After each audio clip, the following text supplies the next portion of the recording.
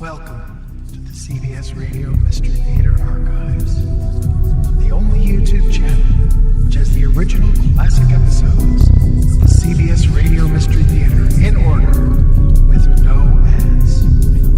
Thank you for listening, and now, enjoy the show.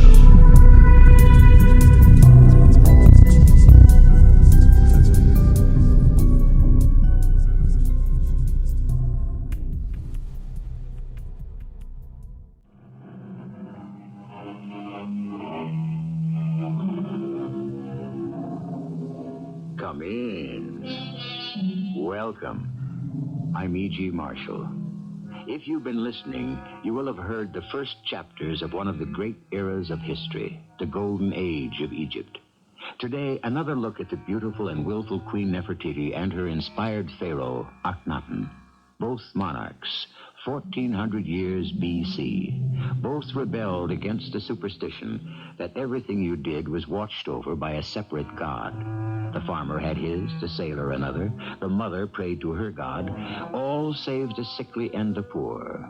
Not a single Egyptian god protected them. General Horton, what brings the general of my army here? Noble Pharaoh, my scouts report that the son of the Hittite king has set out for Egypt with an armed escort. We shall welcome him with open arms. That would be a mistake. He is planning to take over your throne. Oh, that is not possible. The prince is our friend. You have no friends, O Pharaoh. Only enemies.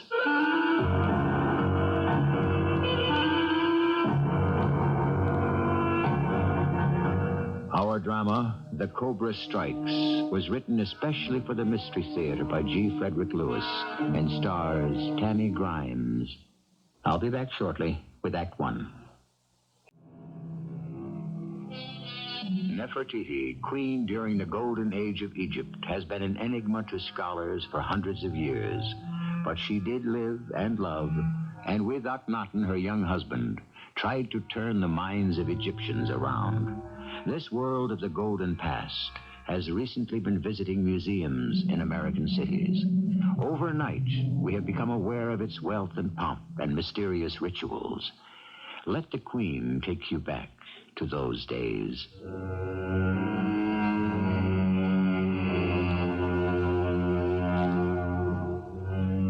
The most tragic day of my life was the day my own father had to be put to death for plotting to kill my husband, the pharaoh. My father, the prime minister, was not the only one who thought Akhenatan weak and unable to rule. What no one understood was he believed in persuasion, not persecution. And so the two of us traveled from Thebes to Luxor to speak to the people face to face and tell them that they were being deceived. Husband, it's getting dark. Let us return to the palace. Oh, Nefertiti, I'm talked out. I've been preaching and exhorting my people to forget the false gods. They won't listen. Shall we go home? Oh, you take the reins. I'm too tired. Oh! Do you know what I think? We're making a mistake. In fact, two of them. First, we're begging the people to listen. You are the pharaoh. A pharaoh doesn't beg his subjects. He commands. Issue a decree.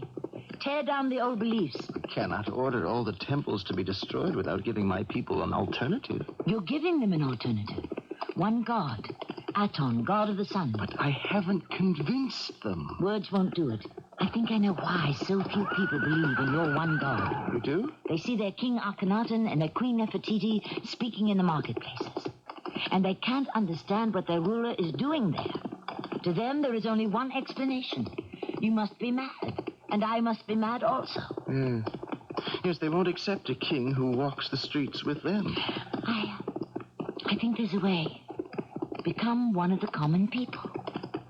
We disguise ourselves from head to foot and then walk into the hills behind Thebes and sit with them. Yes. Start by convincing the beggars, the blind, all of those who live up there. Exactly.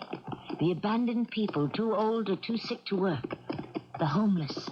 Do you think these outcasts would believe in the one God? What have they got to lose by listening or believing? They have nothing. back in the palace courtyard. What do you say to my plan? Persuade the army of nobodies. Yes, I think we should try. It would be a beginning. And if I can persuade them, others would follow. An hour ago, I was exhausted and I despaired. You've given me the spirit to go on trying. Akhenatan and I found some ragged clothes and dirty, much-used sandals. One night, we walked many miles into the hills, and they sprang to life with dozens of little fires around, which the blind, the old, the infirm, the rejected sat to warm themselves. Have I seen you at this fire before, brother? No, you have not. Is that young man your brother? Yes, I am. Under what name do you pass? Akhenatan.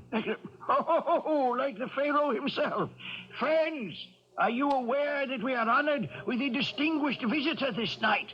This is Brother Akhenatan. Sister Clipper, raise your crutch and salute to Brother Akhenatan. Never heard of him. Who is he, Brother Beggar? Oh, idiot. Your mind is as weak as your foot. Don't you know that name?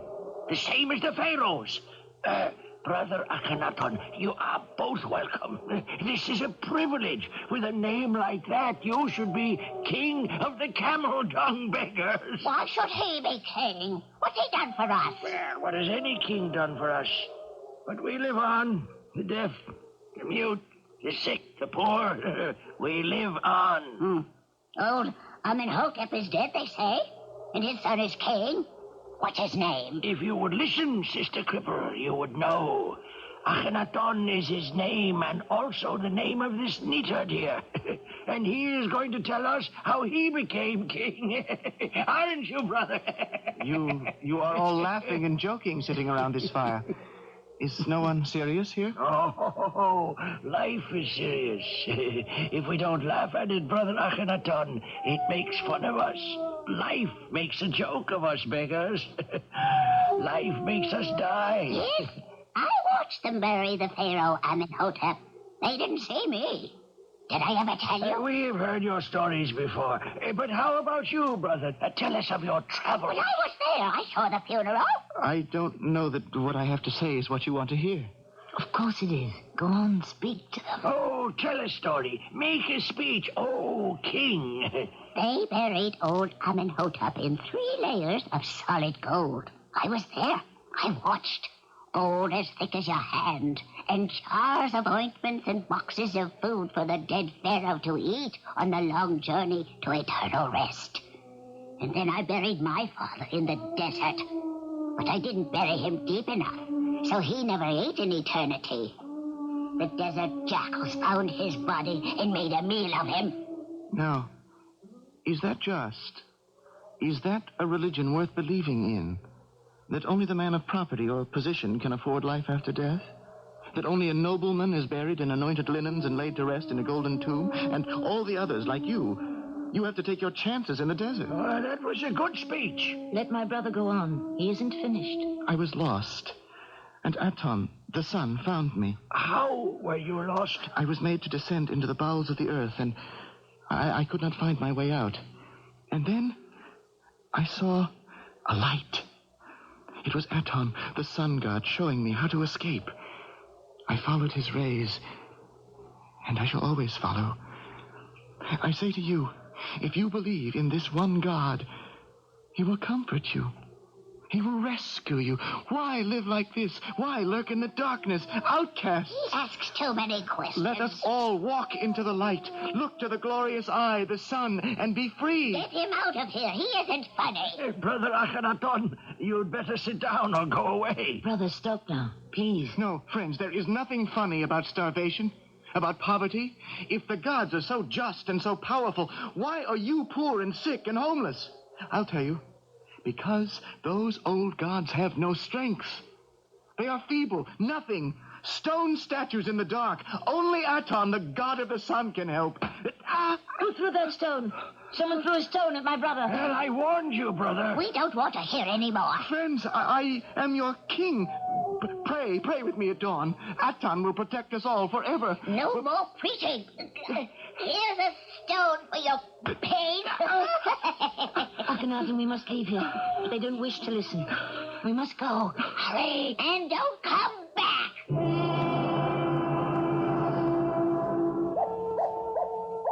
What's that? A jackal roaming the hills looking for something to eat. I know prayer to the sun god would make life easier, even for them. Oh, if only I could convince them. Before I've even been on the throne 1 year, I'm a failure.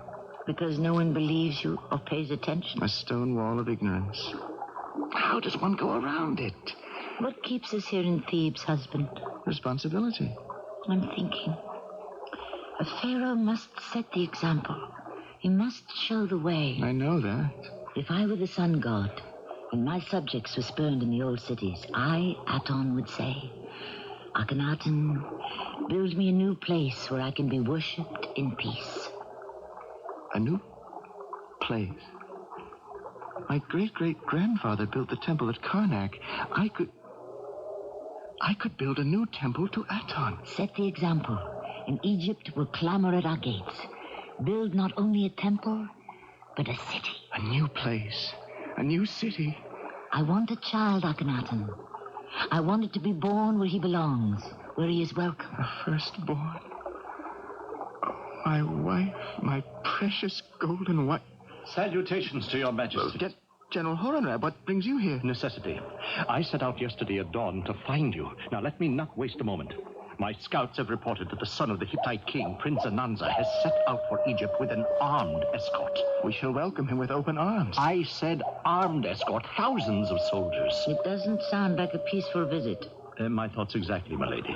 What are you saying? That there is a plot to put this foreign prince on the throne of Egypt. Oh, I cannot believe that. The prince and his father are our friends. You have no friends, Pharaoh, only enemies. I know the Hittites. I'm sorry you have no faith in my judgment. But if it was your intention to stop this visit of the prince, I hereby order you not to. That is your pharaoh's wish. Now, I shall leave you. I see another campfire further up the hill. There are more that I need to talk to. Wait for me here, Nefertiti. Is it true what you say, Hortonrab? That we should fear for our lives? I am sorry the great Pharaoh puts more trust in prayers than swords. I know what I must do. Stop the Hittite prince from his march on Thebes? No question. It is the only way. Hortonrab, dear friend, you're taking your life in your hands by disobeying Akhenatan. That is my decision. I would rather die on the field of battle than be ambushed by the Hittites at home in bed. Akhenatan has led too much of a protected life. He knows little and cares less for war. But this time, Egypt deserves more of me than blind obedience. Egypt in that golden age was always prey to invasion from a neighboring state. Those, like the Egyptians, who have unlimited gold, have to this day had to be on the alert.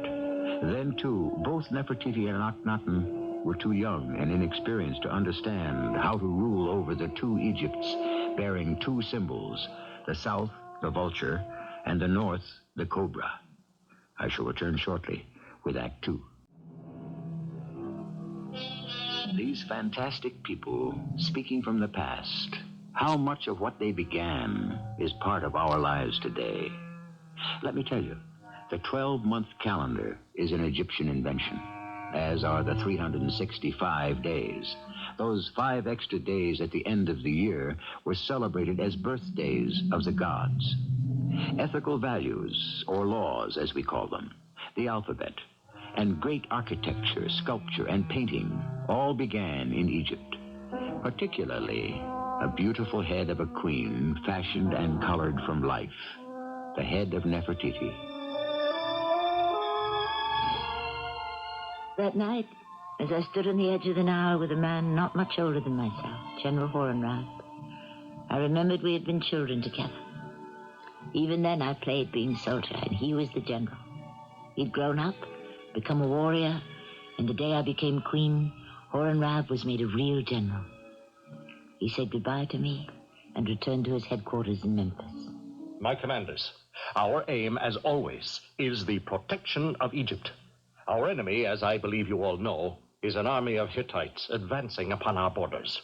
Now, our plan is to intercept them with a lightning strike by fast chariots in open country. General, may I suggest? Yes, certainly, Commander Horry.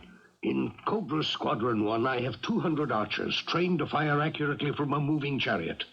We could approach the Hittite at a fast pace, then wheel quickly, passing alongside their troops, fire our arrows, and then retreat. Good. Commander Templar, how many in Squadron Cobra 2 can fire at a target from a moving chariot? 300, I'd say, General. Excellent. 500. Each man will carry enough arrows in his chariot, enabling him to make 3 separate passes at the enemy. I'd like to suggest that my men precede Commander Horry's. Oh, now, just a moment, Templar. This is too serious a matter for bickering and squabbles. Now, Horry will go first, then Templar. Our main object, I will tell you, the Hittite prince, Zananza himself. Now, instruct each man in your squadron. The prince is the main target. That will mean destroying some of his escort. I leave the details to you. Now, this is to be hit and run. Do you understand? Hit and run. I want the prince dead, the Hittites thrown into confusion, and not one of our men taken alive. This is a secret operation. I don't quite understand, General. Not one of our soldiers must be captured and live to report, even under torture, that this was an officially planned action. Let the enemy believe they were ambushed by the Bedouins or bandits, whatever they will, but not the Cobra command of North Egypt. Would we not do better with a straight cavalry charge? I see you have not understood the General, Commander Horry. Close engagement always results in riders being brought down. The General wants to leave behind no prisoners. Understand? That's enough. Give no quarter, show no mercy, inspire your men to venom. The Cobra's venom. The poison of our attack. It shall be our battle cry. The Cobra strikes.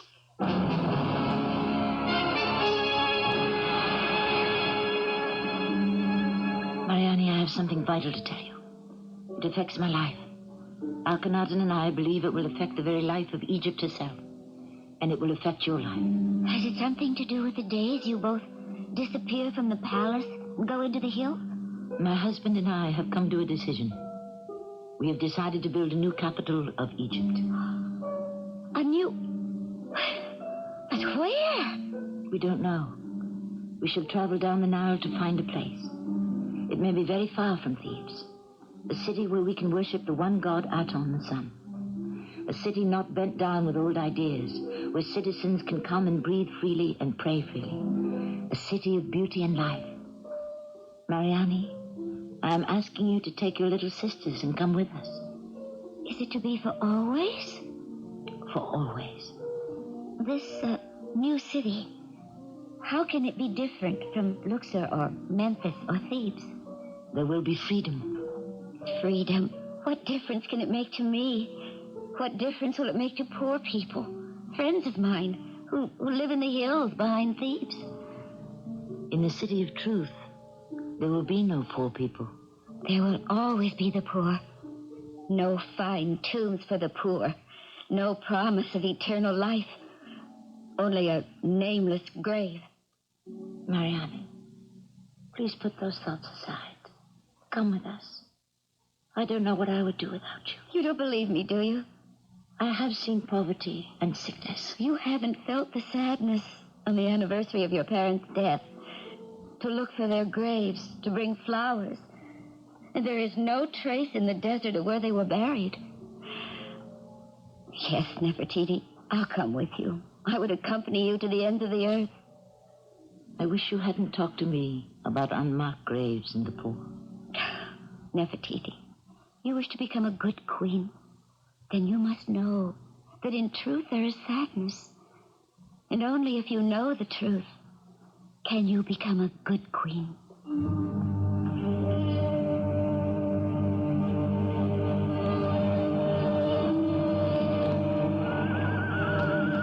I've been waiting for you, Templar. Come into my tent. I cannot remember the Sinai Desert ever being as hot as this. I've received word from my scouts that they've spotted Prince Zananza on the Sinai Desert near our frontier. His men, are they well armed? Battle doesn't seem to be on his mind at all. He stands high in his chariot, dressed in gold. What follows him? 2 caravans containing gifts. And in front? His own bodyguards. So, the troops are well to the rear. Half a mile, I'd say. Hurry. I have an idea. I know the general said my squadrons would strike after yours. What do you say we join up and send all of them down together? Good idea. One sweep, we could wipe them out. One pass, and we disappear into the dust of the desert. They won't know what hit them.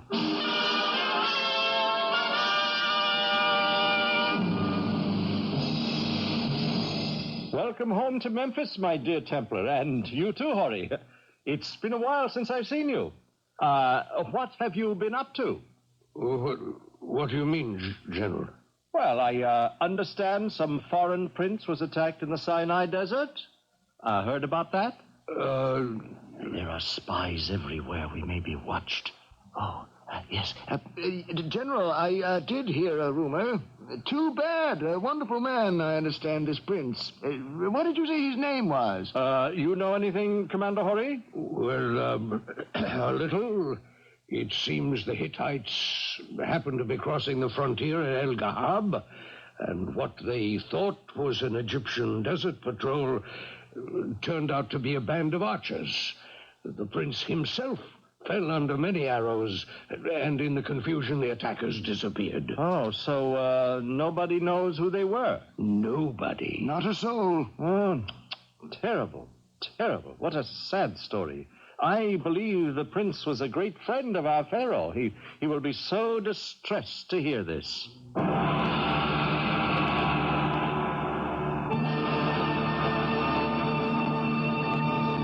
I can't believe it.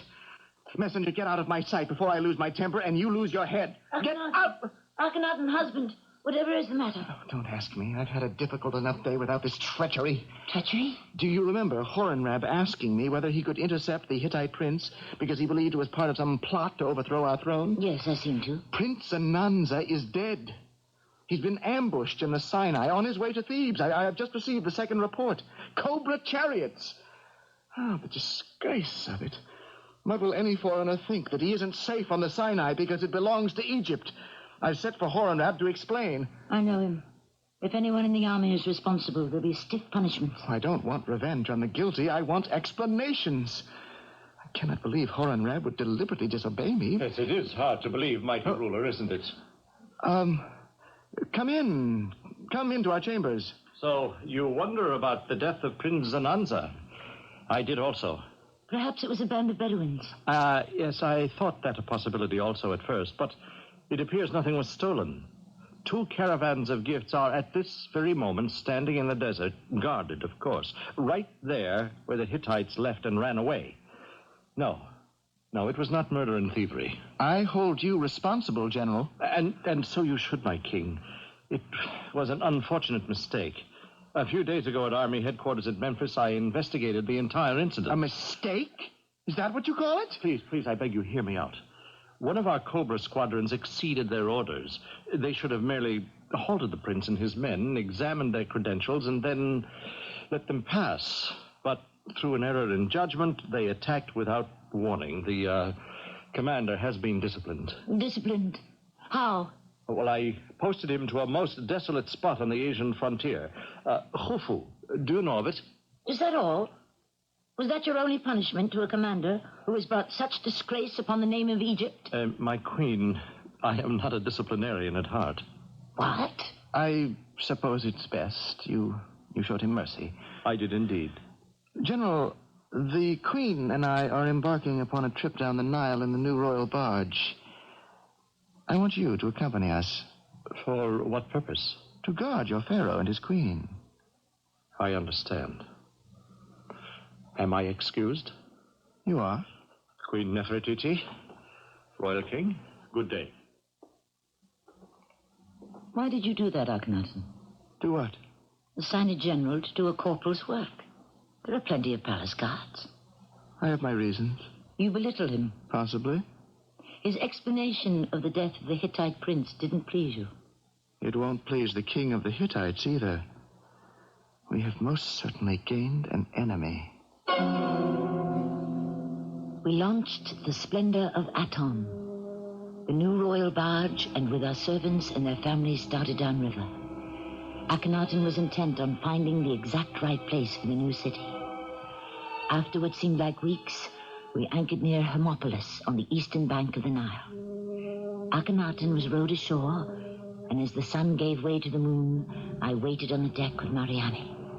Oh, how beautiful it is with the Nile flowing gently past us. Mariani, you don't know what it's meant to have you by my side, especially now.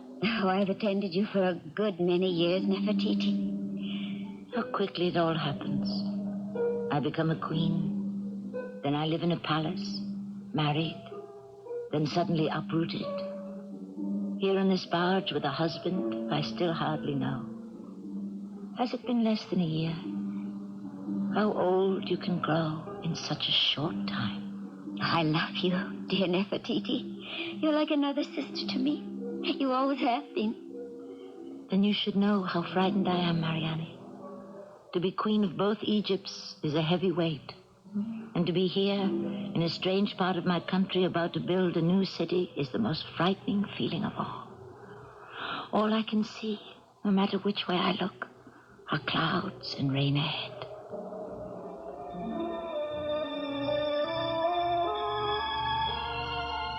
We know today from clay tablets discovered some 90 years ago, written in cuneiform characters, exactly what life was like in those days, 14 centuries B.C.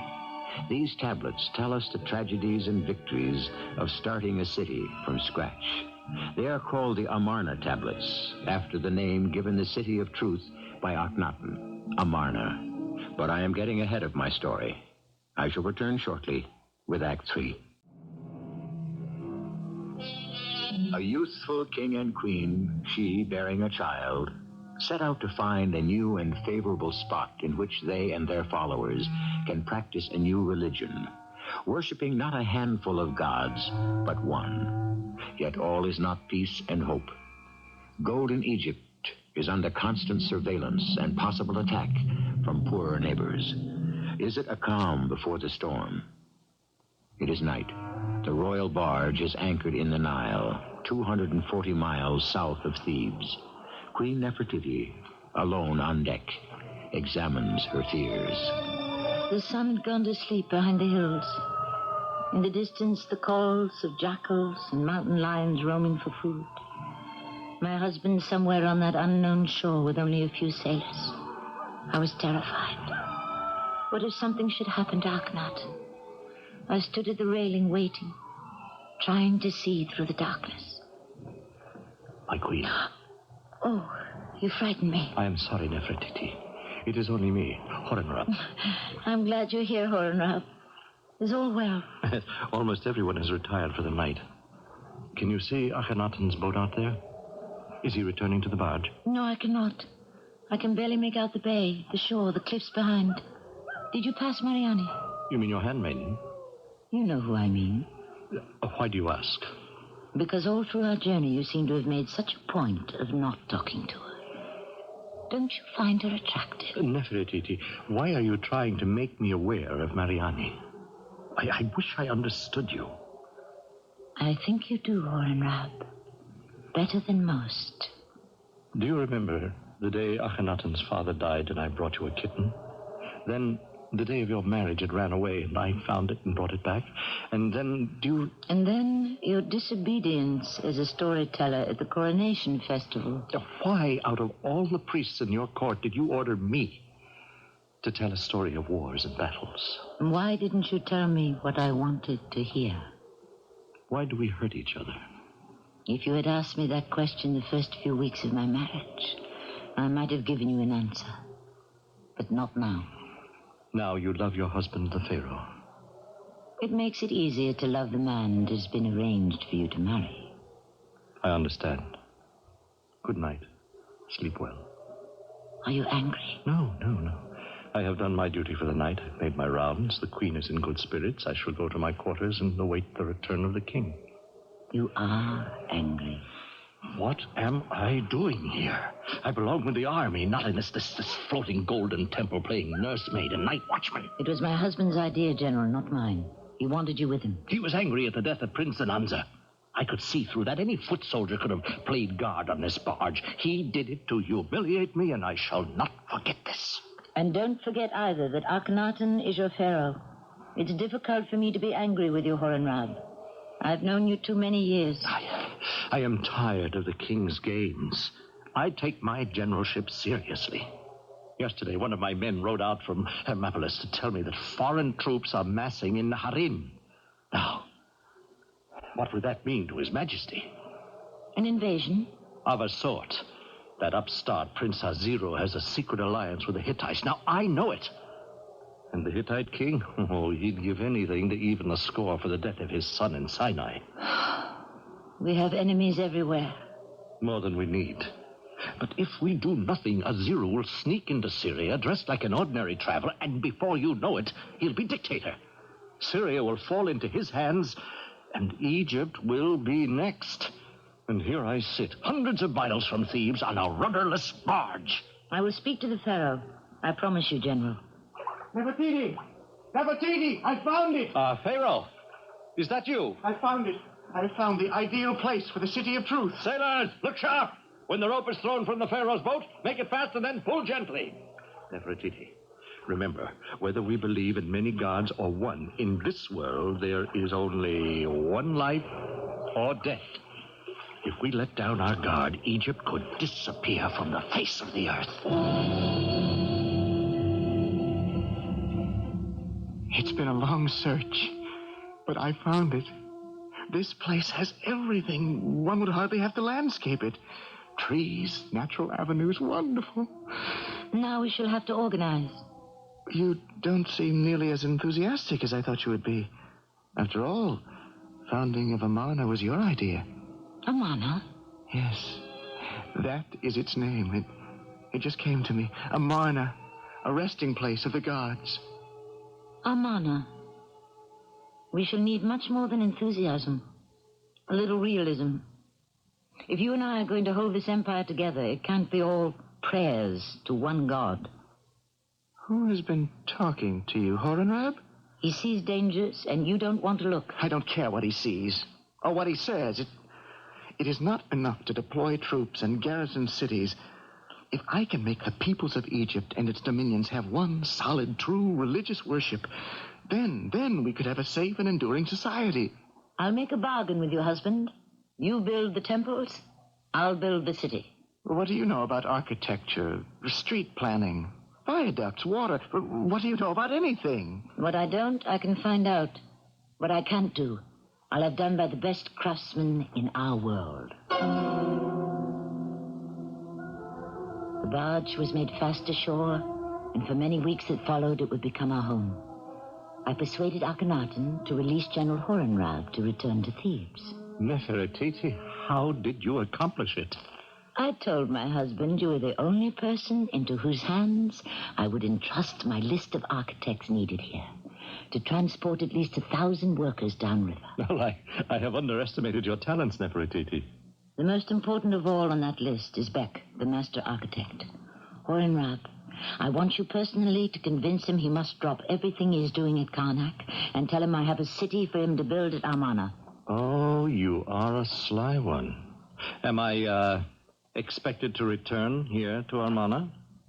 We never got round to talking about it, the Pharaoh and I. Ah, so if I happen to rejoin my army at Memphis, I shan't be missed? It's quite natural for a general to be with his army, isn't it? And if the army just happens to run into some foreign troops in the harem, and a certain Prince Aziro is mysteriously kidnapped or killed? We shall have our hands full here in Amarna, General. I don't think you need any special orders to perform what you know is your duty. My queen. Then this is goodbye? Who knows? So be it. May Aton, the sun god, shine on you.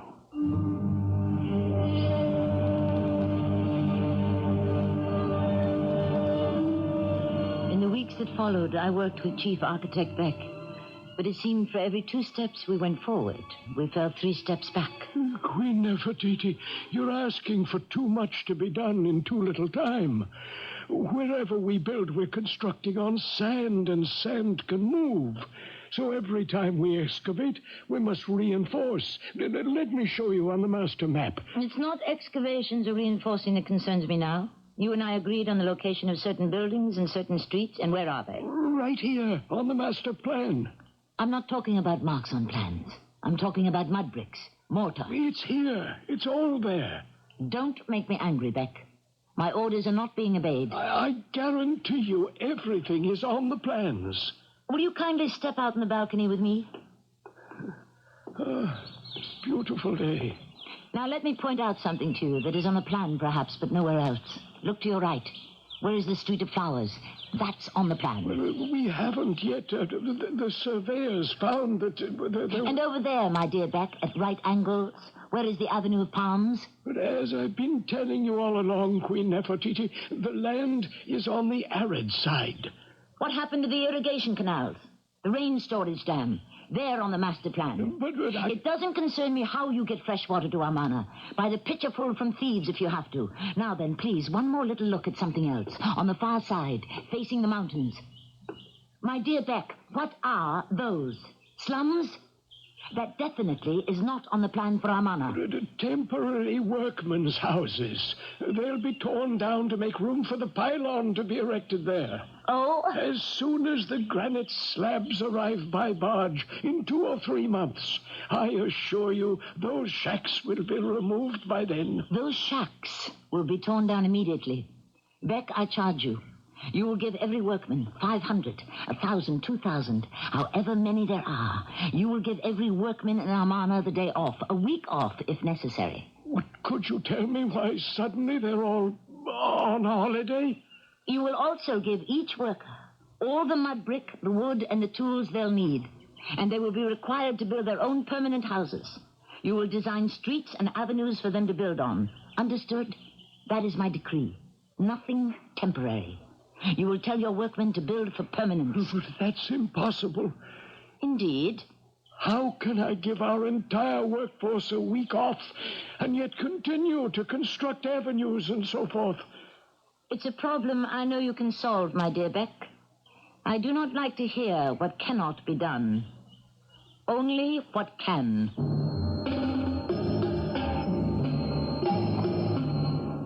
General Horton, welcome to Memphis. We did not expect you at headquarters so soon. We didn't expect you at all, actually. What are you talking about, Templar? Why shouldn't I return to Memphis? You've been gone a long time, General. We commanders had more or less written you off. Oh, you had you? You thought I would just retire and leave the command of the Egyptian forces to you and Hori? You've been away for a very long time. Of course, everyone understood. Nefertiti, our royal queen, needed particular protection. Is that sarcasm? General, one hears things. Does what? Well, what does one hear? That the general is quite a favorite of Queen Nefertiti herself. Only the queen? Not the king also? I would say one hears that the general is more a favorite of the queen. Say what you mean, Templar. As you wish. General, you have been observed very close indeed, with our queen on the royal barge. It has become much talked about here in camp. Oh, and what do they say, the men? Well, put the men aside for a moment. What do you say, Commander Hori? I wish that it was you on the throne of Egypt. Me? So do I. Yes. You, General. Then you could have Nefertiti, and we could have a strong, warring pharaoh. I've heard enough. I am here because of the threat of foreign troops in Naharin. Place your men on the alert. It's good to have you here, General. Why do we bother dreaming about you being king? He'll be on that throne long after we've died in some battle for Egypt. Templar? Who knows? Horton, a pharaoh. A dream? No. Not impossible. No, not at all. I really don't believe that if something should happen to Akhenatan, that Nefertiti would mind sharing the throne with me. And so ended the second year of my reign. My husband, the Pharaoh, with his eye on eternity. Myself, Nefertiti, with an eye only for today. And Horton, oh yes, I knew it, with an eye to the future. Over the months, there would be many, many attacks on Egypt. But always our soldiers could put fear and arrows into the hearts of our enemies. But this strong, masterful soldier, what arrows did he intend for my heart? Although we have tried to recreate the lives of these unique Egyptians, we have had to depict them in our own terms and in our own language. But Nefertiti and Akhenatan and their subjects must be looked at not from our end of the time scale, but against their primitive background. They were a primitive people with very special talents who left an extraordinary legacy. More on this when I return shortly. We were talking about what distinguishes civilizations. It boils down to the material and the mind. Which do you worship? The Egyptians adored precious stones, unknown gods, and gold.